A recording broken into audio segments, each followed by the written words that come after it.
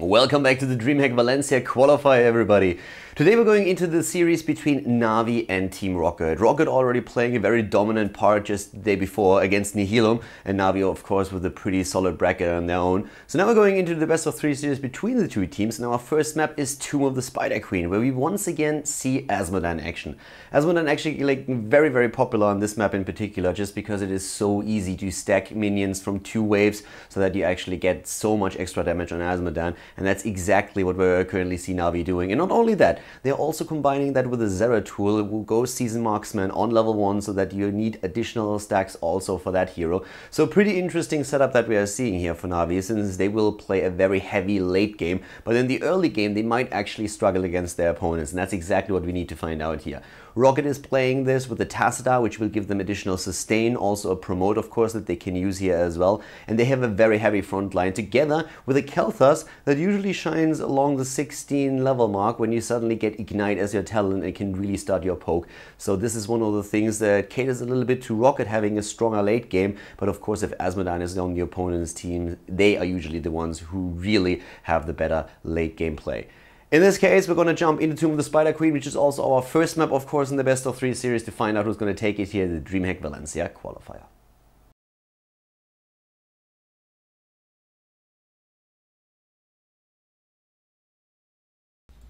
Welcome everybody, game number 1 here at the Dreamhack Valencia Qualifier. We're currently in the round of 8 and we have Roccat going up against NaVi. Our first map is Tomb of the Spider Queen, and to the left side of the map we have NaVi with Breeze on Anubarak, Eternal on Zeratul, JPL on Jaina, Splendor on Brightwing, and Shwimpy playing Azmodan. To the right side of the map it's their opponent with Shadowmar for Roccat on Tassadar, Sportbilly on Malfurion, Savolt on Khaldor, Zokke is of course playing the tank here, playing Muradin, and Hazops is playing Avala. I'm Khaldor and with me is Gillyweed. We're going to bring you the coverage here today with the dual cast, so welcome Gillyweed to the stream, and let's start it off with game number 1 here in Tomb of the Spider Queen. Alright, well, we are here on Spider Queen already. We have both teams showing up in the mid, and just like you were hoping for, we do have Seasoned Marksman on that Zeratul, as well as Taste for Blood for Azmodan, so we're going to have 2 heroes trying to get stacks right off the bat. Yeah, it's going to be pretty fun. So Azmodan, of course, is on this map really good because you can just like get stacks from 2 lanes quite easily. You don't have to move too much.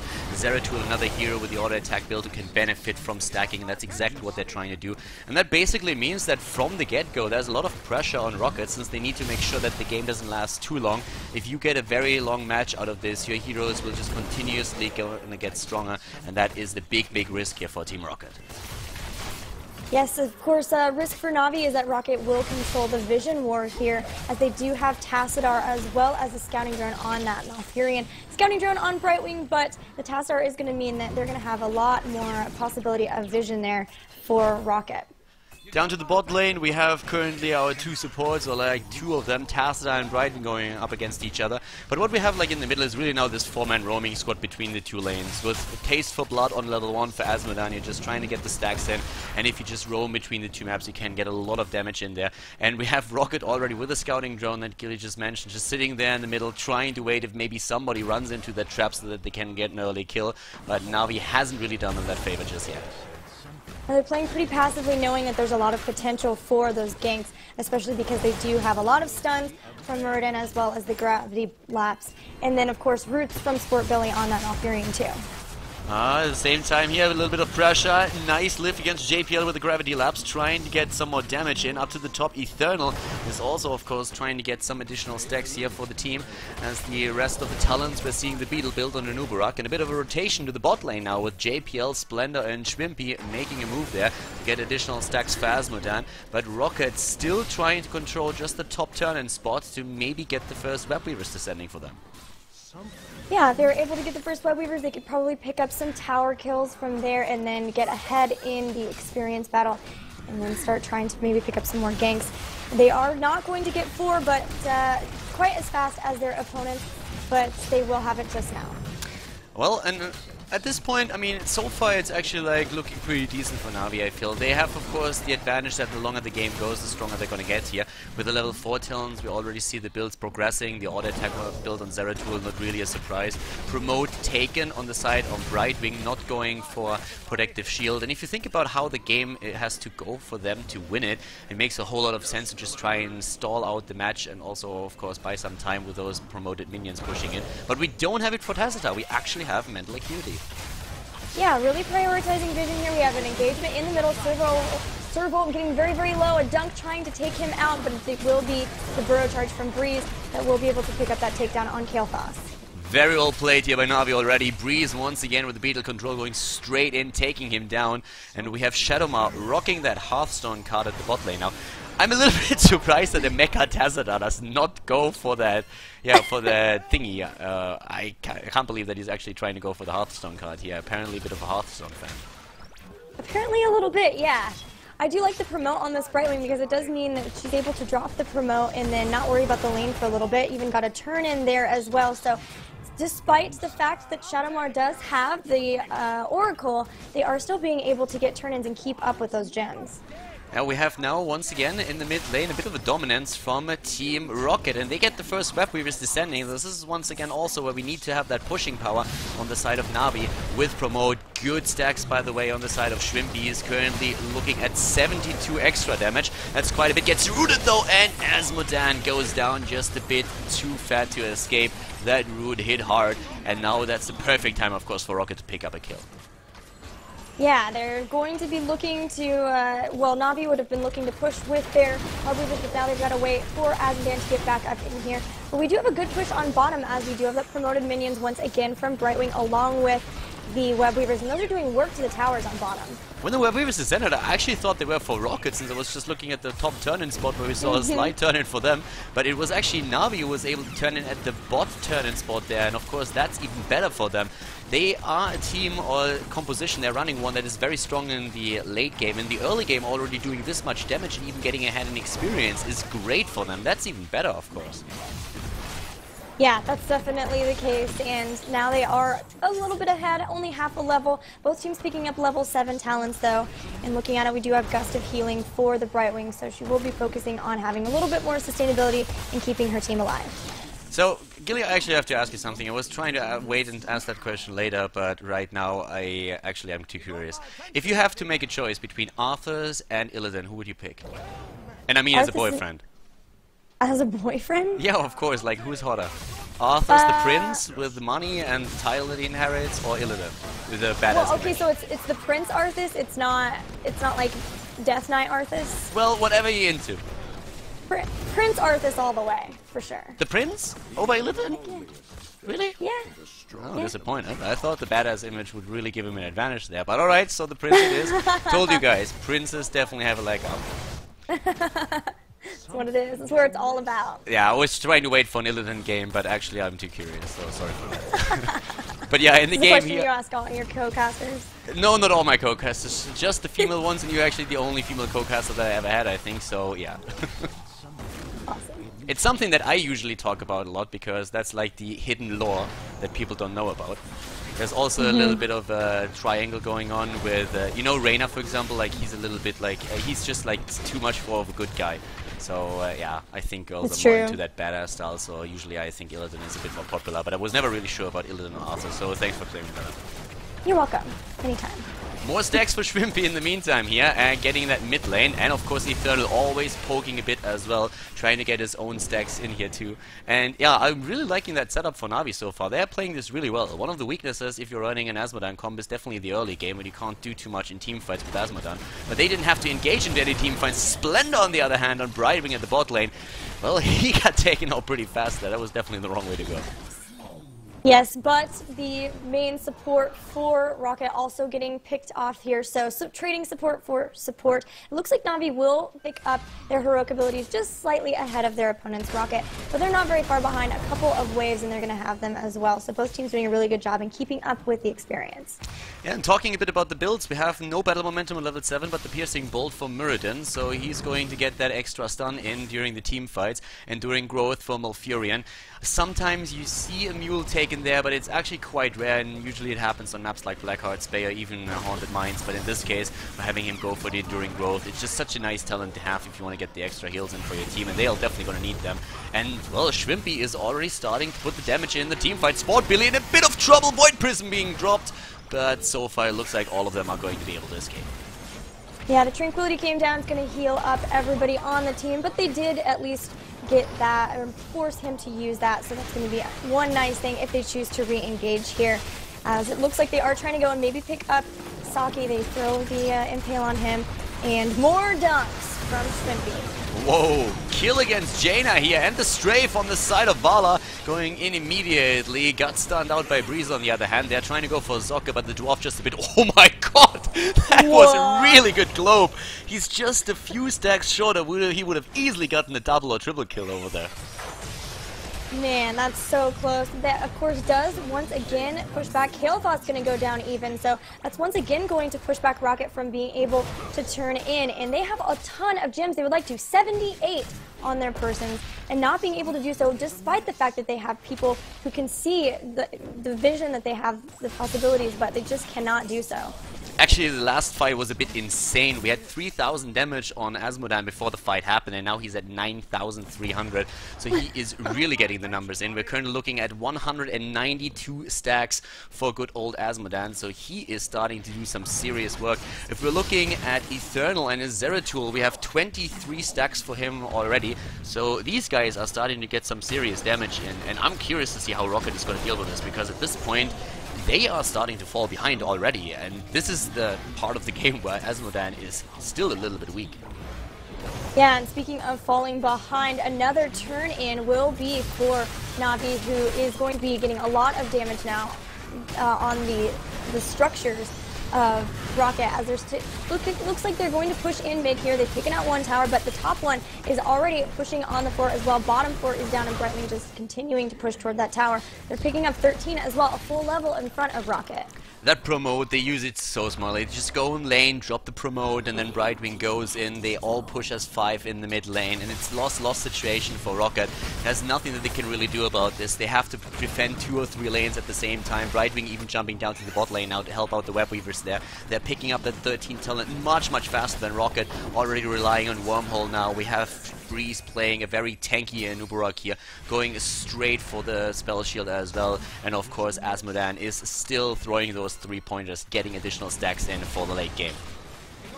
Good pickup from Brightwing to go ahead and grab that ice block, as if they do get that level 16, it will help her to try to mitigate some of the damage done by that Kael'thas, and sprint from Jaina as well. So still focusing on being able to survive, knowing that at 16 there will be a big power spike, but when they will hit 16 is going to be a little bit scary, because right now NaVi is really controlling this game. Yeah, NaVi is in full control of the match. They have the extra talent over their opponents. The 13, of course, is going to hit pretty soon. Eternal already moving in. The gravity lapse against them, and then they burst him down a bit too aggressive.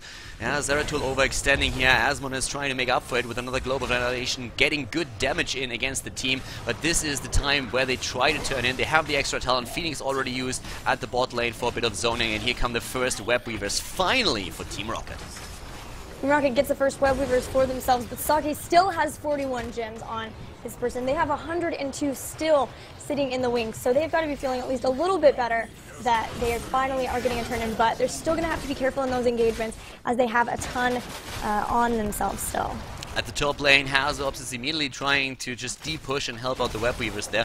It's still a tricky situation for them to be. You already pointed out that at 16, that big power spike for Kael'thas is of course going to hit once he's able to not only use Flamethrower that he picked up on 13, but then also has access to Ignite.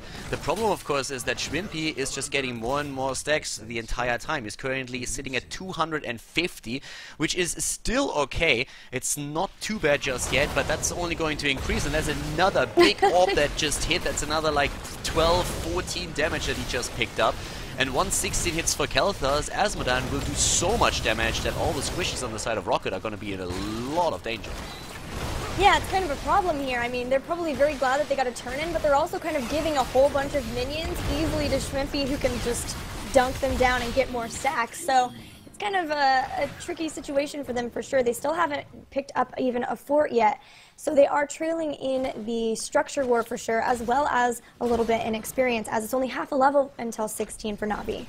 And by now we have 14,000 damage on Asmodan, taking the lead in hero damage on his team. Only Vala so far has more damage than he does, and here comes another one, making sure that Zocke is interrupted with his turn and attempt. They have 120 gems at this point.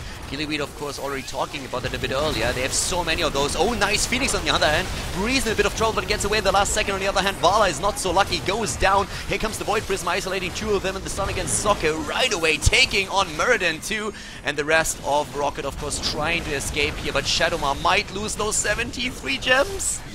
Oh, he does indeed. Even Malfurion going down on top of that. And now they were trying so hard to grab those gems, but not going to be able to do so. Kael'thas going down to a dunk at that. And now NaVi is pushing. They've got 16. They're going to go in and take out a keep as well. Yeah, that keep is gonna fall. It was a full team wipe. We are only 13 minutes in, and Roccat is in a world of pain right now. An easy keep for NaVi. They're moving back after this. They still have 52 gems that they can turn in. If they just take down another lane, they are easily able to get another set of Web Weavers, and they're also trying to steal the Bruiser camp away from their opponents. And look at their 16 talents as well. 2 Blood for Bloods, Criterize, Northern Exposure even, and Double Bomb. So much damage as they hit level 16. Now that's what Roccat needs to do. They're going to try to get 16 so that they can force another team fight and be on even terms. But they've got a little bit to go. They've got not quite, a little more than half a level. Yeah, right now, I mean, I am really afraid for, at this point, for Roccat, because the thing is, Asmodan is getting so strong on this map. We've seen a couple of games on the European server where Asmodan was picked here. Arthas really loves to play this composition as well, and the longer the game goes, the more difficult it is to really make it happen there. I heard that the other day, Dignitas lost one Asmodan match in the late game when they already were at 500 stacks because they got caught out of position and Asmodan and 2 of the supports died. But so far, NaVi is playing a very controlled game, and doesn't really... Yeah, they don't make any mistakes that you can exploit. Eternal maybe on Zeratul overextending once or twice, but that's kind of what you have to do as a melee assassin on their caliber. Yeah, you have to do that. He was trying to get that Void Prism so that they could get the really good engagement. But as we saw in the last one, he still was able to get a really good one despite being very far forward, as that Void Prism really helped turn the fight in their favor. Now, though, we do have Roccat picking up level 16. They are denying the turn-ins for the most part. Eternal almost getting the turn-in, but not quite. Psionic Storm going to stop it, but maybe not this time. Yeah, right now I feel like what Roccat really has to do is try to find a pick on the map and take them down. The Ignite here is there for Kael'thas, so they can use that. Web Reavers are descending again. Hazorbs under a lot of pressure from Zeratul in every single fight. Hardened Focus and Lifeseed are going to help Sportbilly a bit to put the numbers in, and they really need to use now Ignite against Team NaVi. If they get an early kill against the hero that overextends a bit, maybe against Jaina, they might be able to come back into this, but they're 2 levels behind, and of course the Web Weavers plus Asmodan still trying to go for keep number 2 are not making the life any easier. Yeah, Roccat does have really good potential for a poke. They're going to do a really good zoning Phoenix plus Flame Strike there. Takes JPL all down half of his health right away. But the Web Weavers are pushing in. They've taken out one of the towers here. They're working toward the next one, and there comes Eternal, who's going to have lots of poke with that Wormhole. Yeah, Wormhole is going... The Wormhole is just such a nice spell on Zeratul. I experimented a little bit with like dropping Wormhole. It's one of the builds that is being played by Alternate Fancy every now and then.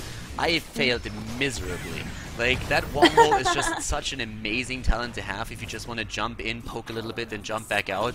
And without it, you kind of feel lost in the late game. I have so much respect for Alternate Fancy to make that build that they use without Wormhole work, because I tried it like once or twice, and I have to say that it was not pretty for my team. Like, yeah. Not gonna do that again. I'm sure they appreciate you not doing that. Yeah, probably. But yeah, it was not really the best experience there, but ever since I tried it, I have so much more respect for the Zeratul players on Alternate Fancy. In this game, on the other hand, Eternal plays with Wormhole on level 16, playing that standard auto attack build that is around these days. And well, they are 1 level away from level 20, which give them the ultimate talent. Breeze, let's have a quick look at actually the stacks that we are seeing on Asmodan here. Asmodan is currently looking at, yeah, 368. Not too much just yet. I mean, this is enough to make to do a lot of damage. They're moving up to the throw pit right now, but they are not in possession of level 20 just yet. There's the move, and they immediately move back. A pretty wise decision. That's how you lose games. Yes, that is indeed how you can lose it. They know that they're almost 20, so it would be wise just to try to pick up those Storm Talons before getting into an engagement or before going up and forcing the boss, as their opponents are lacking experience. They've got a while before those 20, so they're on the offensive to try to make something happen here before NaVi grabs those Storm Talons. Yeah, NaVi at this point is just like going straight in again for the boss, and of course there's pressure in the mid lane with that bruiser camp that NaVi picked up earlier against one of the keeps, so there's very little that Roccat can do right now. They are in a loss-loss situation, basically checkmated by their opponents. They have to move back, and that means they have to give up that boss. Immediately the laser on Azmodan with the All Shall Burn is doing work, and there it is, boss already taken. That Phoenix just in a bit too late, and Roccat can't contest it here. They are now behind. Here comes another hit, and Sportbilly dropping lots of HP against that Orb of Annihilation. Yeah, and this keep on top is open. It's completely vulnerable to this boss, who doesn't have to go through anything else to try to get to it. So either they get into an engagement here, or they're going to allow the poke from Schwimpy, from NaVi to be able to go in. And Breeze is trying to move in and make something happen here. Did do a burrow charge, didn't quite catch Sportbilly, but they are going to pick up this keep here in mid. Yeah, keep already taken out. That's the second one to fall, and at the top lane we have the boss going ham on number 3. But there's the move towards the core already. Really nice game from NaVi here. Once again, a great draft, and they are currently making it work with 24,000 damage on Azmodan alone already. Only Vala able to rival that with the build that she chose for this game. But here comes another big globe, putting another 5,000 damage on the board for Azmodan. Every single hit just hurts so much at this point. Yeah, you know, we talk about the poke that a team has with a level 16 Kael'thas with that flamethrower and the ignite, but the poke from NaVi with that Azmodan is even worse. It's huge. The range, of course, from the Globe of Annihilation is huge, and then, of course, it does have a very big, the big radius as well. So now every lane is pushed in for NaVi, as Roccat has no keeps left. Roccat has no keeps, and they are very passive right now, trying to defend, but that makes them give up the middle of the map where we could see another turn. A pause actually right now, apparently a bit of a lag for Shadowma on the side of Roccat, so they need another minute there. I'm actually not quite sure if the game would last another minute if we didn't have that pause, to be honest with you. Level 21 versus level 19. There's not even a single fort that they were able to take down. On some of the lanes, do we still have the towers? Yeah, but the top lane, they only killed the gate. Wow, you're right. Both towers remaining there. No towers or gate left in mid, so it is the most vulnerable, as one tower is there on bottom. But now we are back into the game, and now, let's see, we're going to see Roccat, I assume, trying to get to 20 as quickly as they can, at least with the lanes pushed against them. They can get to those minions pretty easily and take them out, but they've still got a little bit of a ways, and they've got to be careful not to get caught out. Yeah, once again, Breeze moving in, trying to go for the stun here. It's NaVi who are trying to pressure in. They still have 19 gems. They need a few more, though, if they want to get another Web Weaver set. And that would really put Roccat into a bad spot. Roccat is, of course, trying to stay alive until they have level 20 and then trying to maybe make a play here. But it's not going to be pretty. They basically need a team wipe at this point, and even a team wipe would not win them the game. They have to go through fort and keep to go to the core. So there's just no way that even with a team wipe, they are able to just turn the game around immediately. Yeah, they'd have to team wipe, try to go push through keep, and then probably team wipe again just to get into core. So it's possible, but very difficult, and especially the way that NaVi is playing so well. Look, they're not really overextending. We've only really seen, like you mentioned before, the overextension from Zeratul, which of course happens when he's trying to get one of those good Void Prisms for the start of the fight.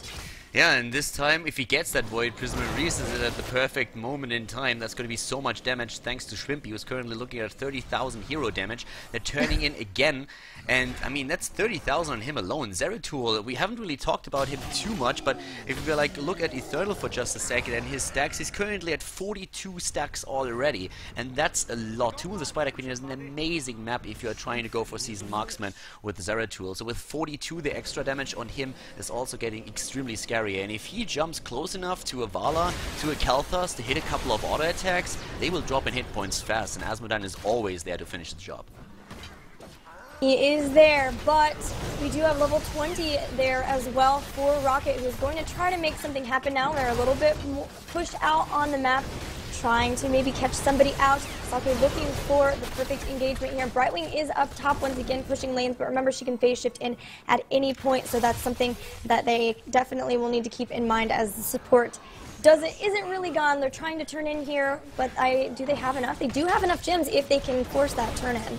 Well, we have currently 472 stacks on Asmodan, and he's using them, getting another one in, hitting hard, and they get a stun on Zocca as well, but he gets shielded and is trying to run away. We have the gem attempt in the mid lane right now, but once more, it's Navi moving in with another great Orb Annihilation. Furion is down there, trying to go for Shadow Mode. Tassadar about to drop as well. 2 kills already. Here's the Void Prison, and the drop of the attempted one against Zocca. Oh my god, this is going to be game, Jilly. This will be game as only Muradin and Baller remaining now. Haswap will be taken out by a great blink in with a cleave. Or no, that is the blink heal, and it's JPL who will be taking him down. And so now this will be core, and we will see a game 2 very soon. Really well played here from Navi. Great game with Asmodan. They take the lead in the best of 3 series, and we're going to be back with game number 2 in just a second, boys. Very, very solid game by Navi. A great play by them, and they take the lead in the best of 3 series. Roccat definitely a bit overwhelmed by them. Navi not even having this typical bad early game where you start to struggle a bit against your opponent. You try to survive until you're really in a position where you can dish out the damage with the Seasoned Marksman on Zeratul, and then also, of course, Asmodan. Even in the early game, they got their kills, and they played a very great game here. But of course, now it's the map choice of Team Roccat, and they have shown us some exceptional play just the day before. They will try to get back in this best of 3 series on Dragonshire, which is going to be their map. Once again, we have an interesting setup here, especially for Navi, who go into Lost Vikings. And the Lost Vikings, they have actually several players that can run with that hero, Eternal and Shrimpy being 2 of them, and these guys are usually doing an exceptional job with that. On the other hand, then again, we have currently Muradin together with Tyrael and Sylvanas on the side of their opponents. Roccat is trying to run this combination here, and have, of course, a lot of hard engage and also CCs that they can bring to the table. They need to win 2 in a row now if they want to advance in the bracket. There is no losers bracket in this tournament, so they really need to make some plays now if they want to keep that chance alive to go to Dreamhack Valencia. So guys, we're going to jump into game number 2 here, the qualifier. The map is Dragonshire, and let's find out who's going to take it. Is it going to be Navi or is it going to be Roccat?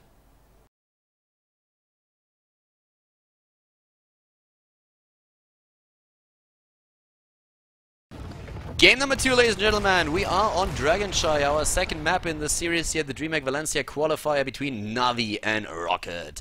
To the left side of the map with the 1-0 lead in this series, we have Navi with Breeze on the Nubarak, Shrimpy on the Lost Vikings here this time.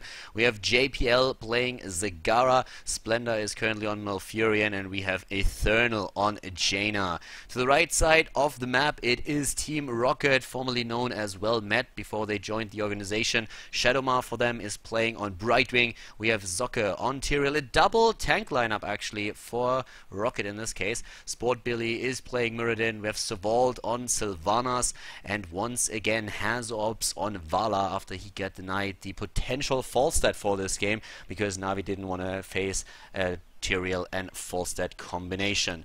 Players have already paused the game, as you can see, but apparently they're ready. So I'm Khaldor, I'm with Jilly today. We're going to bring you the second match of the best of 3 series, and let's find out if Navi is able to advance with the 2-0 or if Team Roccat is going to come back into the series.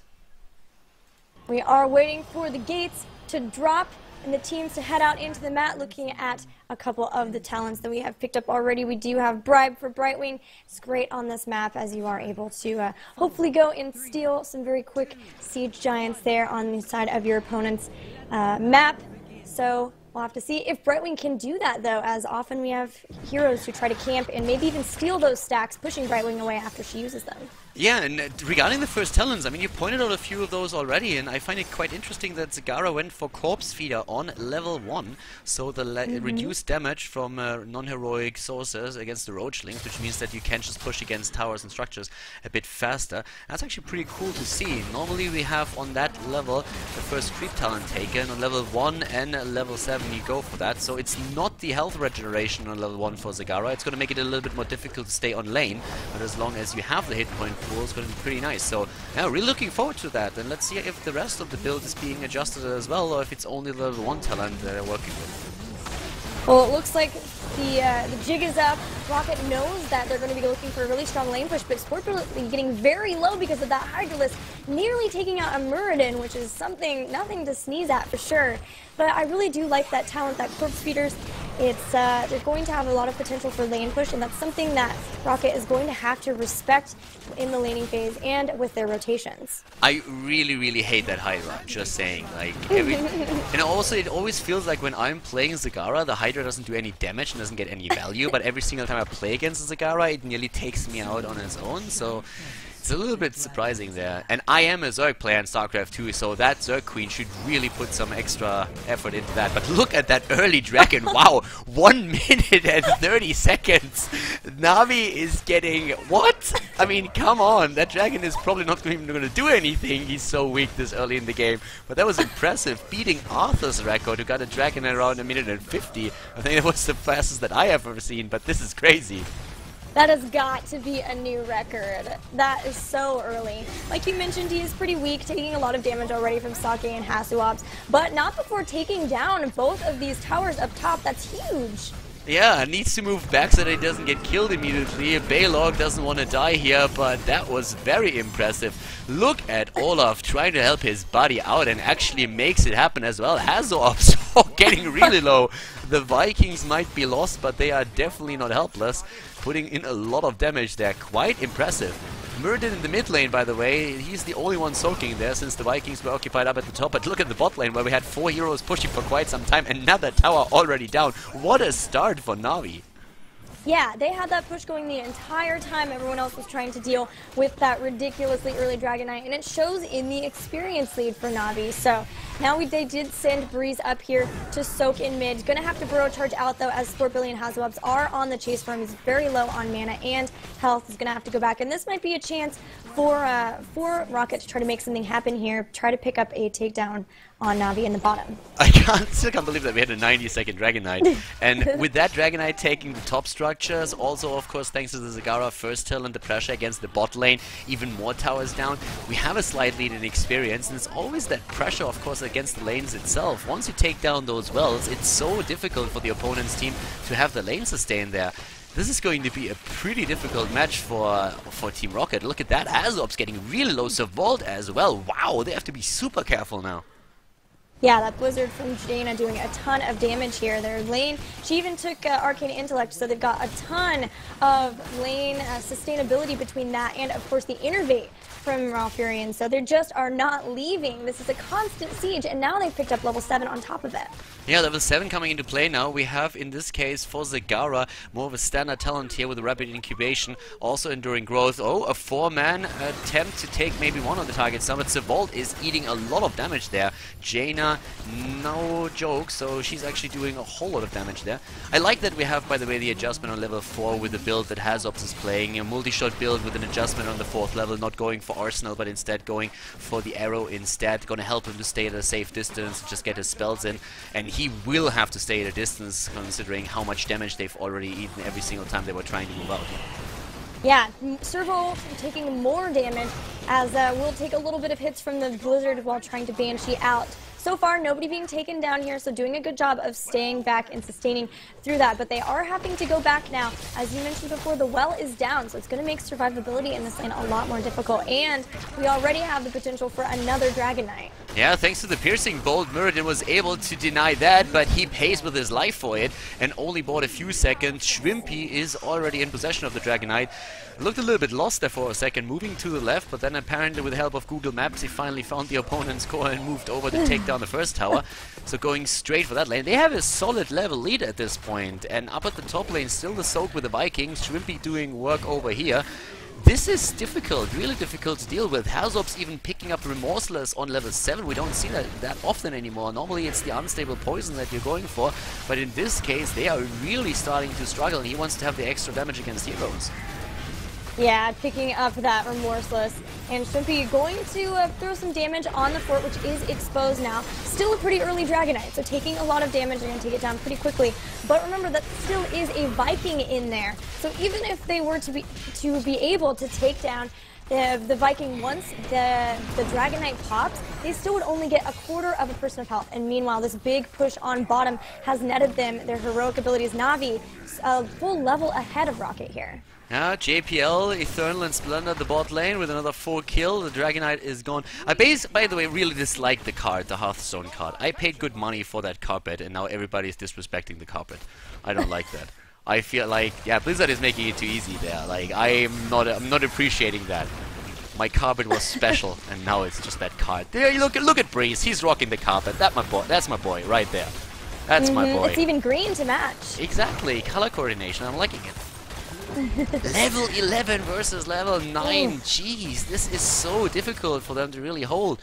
I mean, they're gonna have the heroic ability in a second, but still, this is a brutal start into the game, and so far, NaVi is just looking dominant.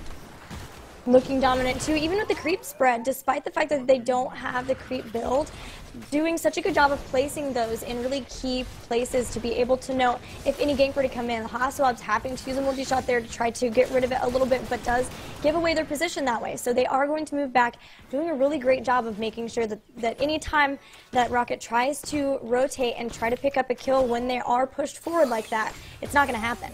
We have, by the way, the Vikings currently with 8,400 experience total compared to Nuburak at a solo lane at 5,700. So right now the Vikings definitely showing their value in this game already thanks to the experience, and that 2-level lead is thanks to them. Once again, they're moving over 25 seconds for the next few shrines to activate here. Every time the shrines have activated, we've immediately seen Shrimpy move one of his Vikings into one of the shrines, wherever the other heroes are not, like in bottom right now. He does move up a little bit, but still trying to just keep that, while the big fight looks to be maybe going to happen up near the top shrine. Yeah, the Bruiser camp is moving in here. Breeze is already waiting there. We have Sport Billy with an attempt to maybe jump in and stun 1 or 2 of the heroes out, and then they can rush in for that. The shrine is already activated at the top. At the bot lane, we have Brightwing together with the Vikings. Here comes Zocke claiming the top one, going for the Sun Shrine, and NaVi still in full force. Only the Vikings at the bot lane, and even Shrimpy's Olaf is getting away there. The rest of the Vikings holding on to the shrine. Brightwing not getting that one just yet. Yeah, you would think, okay, well, since it's only 4 people because the Vikings are down there, then that's something that they can deal with, and they are going to try to do that now. A great judgment in, and Zagara instantly taken out. This is a great place for the need to be. This is how they get back. Eternal taking a ton of damage, going to have to move behind. Now, Breeze does, however, pick up the shrine. Is going to try to hold it as long as possible. They're going to have to rotate fast. Will they be able to stop Shrimpy? It looks like yes. Oh my god, that last second move with the Arcane on the side of Brightwing, allowing them to deny that Dragon Knight, but they lose Vala. Vala down and Sport Billy low. Breeze moving in again. Eternal is there, trying to go for Savold. The Water Elemental still slowing him down, using the Haunting Wave, jumping back, and again it is one of... oh wow, double stun actually against the Viking, but this is going to be another Dragon Knight for them. Yep, there it is. They pick it up. The Eldrarunes might just not quite soon enough, and now Eternal, Splendor, and Breeze with the Burrow Charger coming in, going to be able to take down Tyrael as well. So now they're working on this last fort here. They still have a talent tier up on their opponents, and look at all the talents they picked up, Khaldor. 2 spell shields. 2 spell shields and also the ice block, so they're playing this super safe. If you're going up against such a heavy dive combo as we are seeing from their opponents, and of course makes a lot of sense. We saw how Zagara immediately went down against that earlier attempt with Judgment, and even she is picking up that spell shield here, not going for the Mutalisk. So in this case they're sieging up in the mid lane again with the Dragon Knight, with Breeze. Everybody is just roaming over there, but we still have a few Vikings at the bot lane trying to pick up the extra experience, and they have a 3-level lead because of that. Yeah, why not pick up that experience if they can, because they are almost 16, their opponents still not even quite 13. So they're only going to have a very brief window to try to make a team fight happen. Sport Billy knowing this, they are moving in, maybe going to try to pick somebody up, at least maybe Olaf, maybe. Jumping back here. Here comes Sport Billy jumping in with a mirror and immediately getting a double stun against Zagara and also Malfurion. Whoa, nice strafe. They nearly pick up a kill there, but JPL gets behind the gate in the last second. The kill against Brightwing, Sylvanas and Vala as punishment, and it looks like it's going to be a full team. Oh my god, what looked at an amazing start into the battle for Team Roccat turned out to be a disaster. Yeah, that Devouring Maw was so clutch. JPL was so low. Even the strafe did so much damage, but just being able to maw, and then from there capitalize on that, pick up a couple takedowns, and then grab the people in the Maw. And now they're going to lose a keep as punishment. Still a 3-level lead now, 16, level 16 talents as well for NaVi. This is going to be rough to overcome.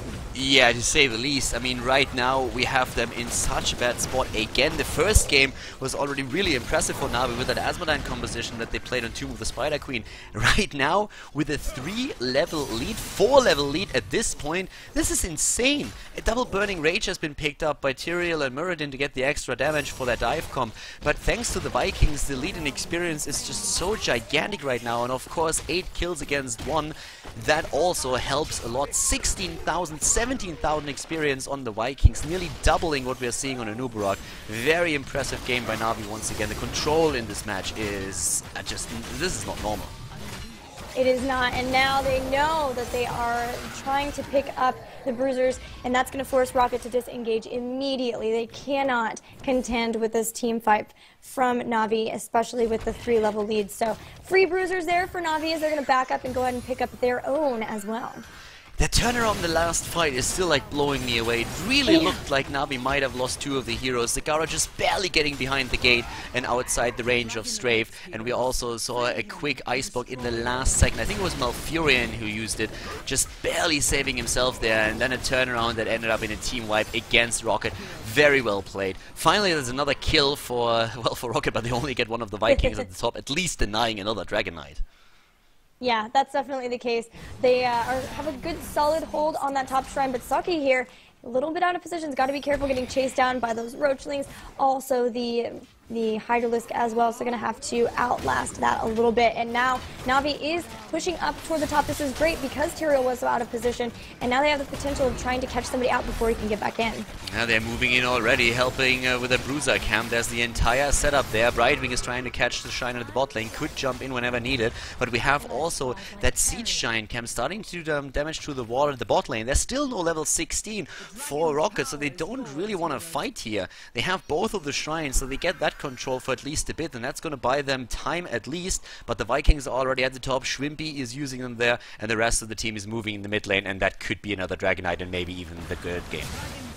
Yeah, those rotations for this Dragon Knight phase have been much better, but still weren't enough as Shrimpy is going to pick up the next Dragon Knight as well. Water Elemental chasing down Hasselhoff, making her slower, and now it's going to be difficult for Bola to get away from here as Breeze is on the chase. They're still trying. Shadowmare is blinking in. Scorpilly taking a ton of damage, and looks like the push may be going to core here as the Dragon Knight's picking up. Oh, no, we're going to have a rotation down to the bottom. A rotate to the bottom, starting to take the structures down. Shrimpy going immediately for the core, slowed down by the keep, of course. Or going for the keep, sorry, my bad. And, well, with that, we have another attempt to finish maybe a few of the heroes off. They're jumping in already with the level 60 talent finally coming into play, kicking Hazorps away. JPL is safe, and the strafe being used by Hazorps here, but he's isolated from the rest of the team. They lost 1 or 2 of the Vikings. The root against Muradin, they get the kill against him. They get the kill against Vala. Oh, God, this is another battle that just turned against Roccat in a second. Yeah, Tranquility makes Strafe obsolete. The Strafe was hitting everybody and doing absolutely nothing because that Tranquility was so good, covering everybody. And now, with 3 heroes down for 30 seconds, this will be core, this will be game for NaVi, and they will take the series. NaVi with a 2-0 victory against Team Roccat. Really well played by them here. Tomb of the Spider Queen with the first initial win for them, and now in Dragonshire another victory. Congratulations to them, and they advance at the Dreamhack Valencia Qualifier. NaVi with a solid 2-0 victory against their opponents here. They take Tomb of the Spider Queen, they win on Dragonshire, and now they advance to the next round of the Dreamhack Valencia Qualifier. A very solid play here by them. Congratulations, of course, to advance through the bracket. A bit unfortunate for Roccat to face NaVi here in the semi-final, and they couldn't really do anything about it. Well, there's nothing to be done, to be honest. But yeah, congratulations to NaVi. They actually qualify with this already for Dreamhack Valencia. They have 1 more round to play in the final, but this is only 4 seeding, so NaVi already confirmed as one of the teams that we will see at Dreamhack Valencia. Congratulations once again. It's going to be great to see them at the offline final. Guys, if you enjoyed the series, make sure that you give the video a thumbs up on YouTube and drop a comment in the comment section. I hope that you enjoyed the broadcast, that you enjoyed also the dual commentary with Gillyweed and myself, and well, tune in next time when we have more Heroes of the Storm content here on Khaldor TV. Have a great day and see you soon, guys. Bye bye.